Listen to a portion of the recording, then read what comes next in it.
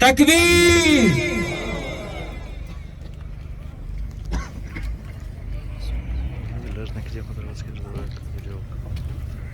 الحمد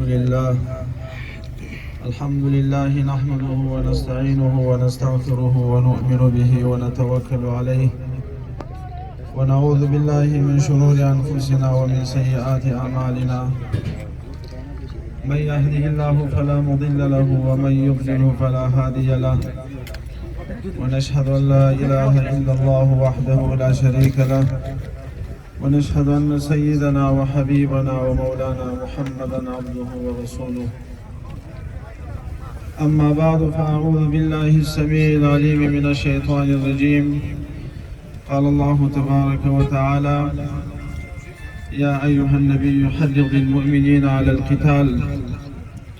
وقال تعالى: يا أيها الذين آمنوا خذوا حذركم. وقال تعالى: وأعدوا لهم ما استطعتم من قوة ومن رباط الخيل ترهبون به عدو الله وعدوكم.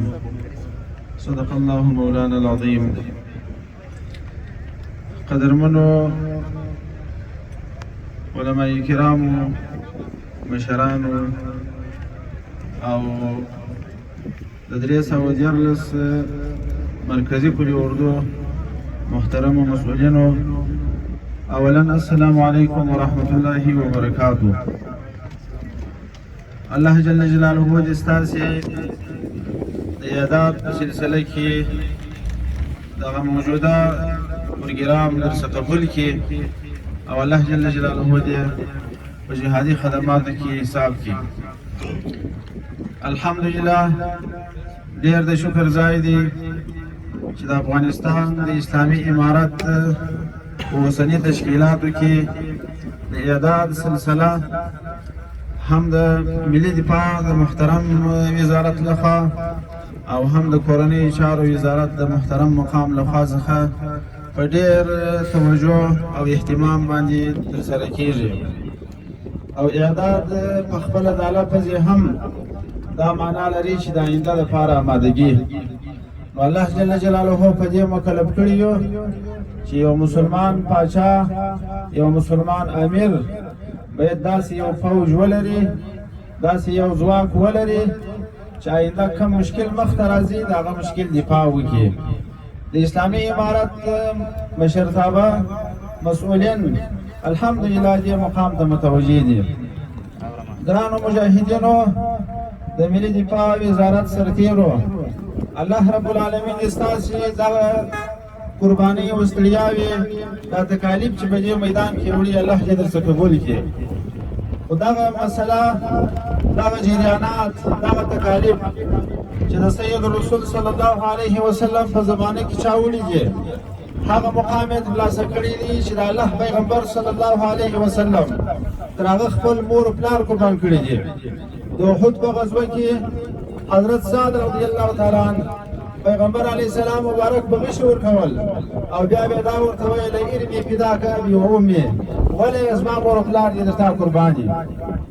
نو د هغه صحابه کرامو چې کوم شان وه، زموږ ستاسې مجاهدین د هغوی شاګردان دي، پر هغه مسیر باندې روان دي.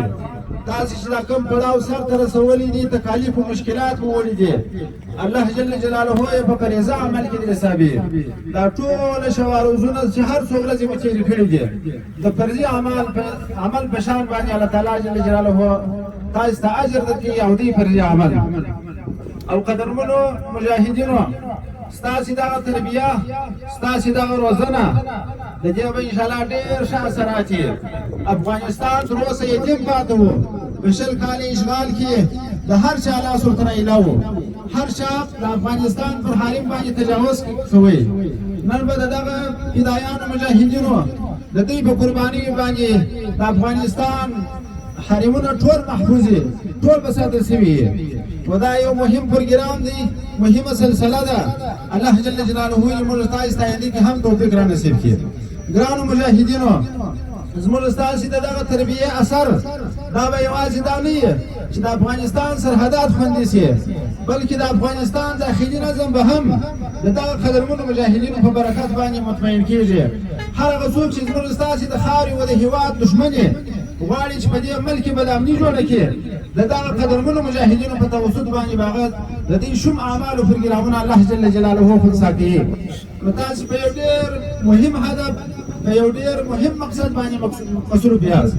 البته ګرانو مجاهدینو کوشش وکړئ تر اوسه خو د هغه پړاو سره مخ وو په 20 کاله جریان کې چې قرباني وه، غرونه وه، سنګرونه وه، شهادتونه وه، په هغه میدان کې الله پاک کامیابه کړو.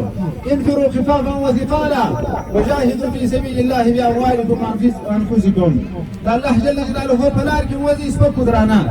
دغه پروګرام کې الله پاک کامیابه کړلو. په غرو په درو کې 20 کاله کې مجاهدینو وزغستل او په دې میدان کې الله پاک کامیابه کړو.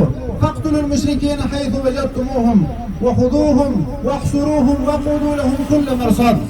هم کافران ووجل، هم کافرانو باندې لارې بندې کړې، هم د کافرانو غلامان محاصره کړه. په دې میدان کې الله جل جلاله کامیابه کړلو.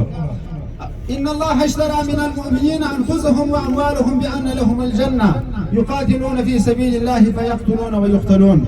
د شهادت ترغیب الله پاک راغی، مجاهدین په داسې شوق او ترغیب باندې د کفارو سره وجنګېدل چې هم د ټانګانو سره ځانونه وجنګول، هم د کافرانو په مابین دنوته مناسب ردونه وکړه.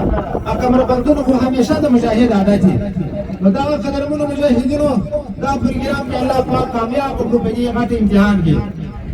اوس د یو بل امتحان سره مخ یو چې هغه د خپلې خاورې ساتنه ده، خپل د ملت د عزت ساتنه ده، د مسلمانانو د عزت ساتنه ده. دا ذمهواري به هم په یو ښه انداز باندې سرته رسوو. الحمدلله الله جل جلاله داسې امیر راکړي دي، امیر المؤمنین الله جل جلاله د حفاظت وکړي، د علم و حیا و شجاعت و غیرت کاندي. د دغسې امیر په رهبري کې به د هغو په هدایاتو کې به مخته ځو. انشاءالله د افغانستان ولس به هم هوسایي وویني، هم به خپل اسلامي نظام حاکم وویني، هم به د اسلامي نظام د اسلام د مقدساتو درناوی وویني، هم به د اسلامي نظام د اسلام د شعایرو درناوی وویني. کوم الله جل جلاله دغسې امیر موږ تاسو ته اوس چې راکړي دي، الله رب العالمین دې اوږد ژوند ورکړي چې دا امیر مو په سر کې بیا به انشاءالله د آینده امتحان کې هم کامیاب وي. نو قدرمنو مجاهدینو کوشش وکړئ که تاسې د ولس سره مخ کېږئ ډېر به رحمت و شفقت ګزاره ورسره وکړئ. پام کوئ چې په دې پړاو کې مشکلات درڅخه جوړ نه سي، ظلم درڅه ونه سي. عجبه موږ تاسو ته د هر څه زمینه برابره ده. که چا ته تکلیف ورکوو، که چا باندې ظلم کوو، که د چا سپکاوی کوو، الله تعالی دې قدرت نه راکوي. دا ټول څه مو په لاس کې دي. خو د الله تعالی په خاطر باندې چونکې مجاهدین یو، قرباني مو د دې دپاره وشي د الله جل جلاله د کلمې اعلا وسي، د مسلمانانو عزت وساته سي، د مسلمانانو ملک په امن سي. نو د څه دپاره چې موږ قرباني ورکړې ده، د هغه مقصد د حاصلولو دپاره باید موږ تاسې ګام مخته واخلو. داسې څه ونه کړو خدای نه کړی چې زموږ ستاسې د هدف د مرامه سره ټکري. او بل قدرمنو مجاهدینو تر اوسه چې دا پخوانۍ اداره تېره سوې ده د ملي اردو په نامه باندې، د اربکیانو په نامه باندې، د استخباراتو په نامه باندې، د کتای خاص په نامه باندې، د کومنډویانو په نامه باندې، دا داسې په خپل مابین کې سره بې اتفاقه وه چې پر یوه به جنګ شروع وه، بل یې کومک ته نه ورتلئ. موږ تاسو خو د سنګر هغه مجاهدین یو چې په مابین کې مو دا تقسیم نه و، ټول د یوه سنګر قربانیان وو. نن چې اسلامي امارت خپل تشکیلات، منظم تشکیلات لري، څوک په ملي اردو کې دي، او څوک په داخله وزارت کې دي، څوک په دفاع وزارت کې دي، څوک په استخباراتو کې دي، هغه د سنګر مجاهدین یاست. خپل اتفاق، خپل محبت، خپله مینه به مو ساتئ. داسې څه به نه کوئ خدای نه کړده چې هغه زموږ ستاسې د بې اتفاقي و د اختلاف ذریعه و سبب وګرځي. سید رسول صلی الله علیه وسلم یمن ته اشارې او معاذ بن جبل رضی الله تعالی عنهما واستول. نو هغو ته دا هدایت وکړي یسرا ولا تعسرا، بشرا ولا تنفرا. اساني کوئ، سختي مه کوئ، خلکو ته بشارت راوړئ، نفرت مه راولئ. او دا ورته ویل وتطاوعا ولا تختلفا، په خپل مابین کې یو د بله متاوعه خبره سره منئ، مشورې سره کوئ او اختلاف مه سره کوئ. نو موږ تاسو ته هم پکار ده چې یو د بل په مشوره کې په اتفاق کې په وحدت کې ژوند سره وکړو. الله رب العالمین مو قرباني قبول کړه.